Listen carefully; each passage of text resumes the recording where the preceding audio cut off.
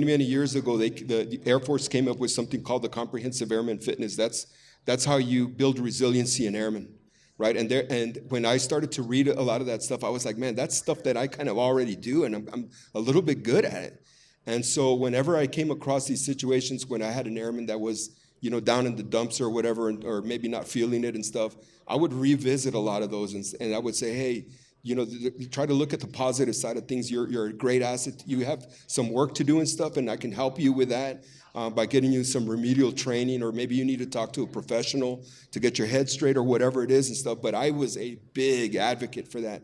And in fact, a lot of times when I was the command chief for AATC, and I would go from schoolhouse to schoolhouse and stuff, and I would sit in there, and not to berate some of those NCOs that were in leadership positions, but I would sit there in a room full of 20 tech school instructors, and I would say, hey, how many of you guys in here are, no kidding, would do everything that you possibly could if you thought you could save an airman? And every single hand would go up, and I'd say, okay, everybody that has their hands up, give me one tenet of the Comprehensive Airman Fitness, and every single hand would go down. And I said, then you're not doing everything that you could today.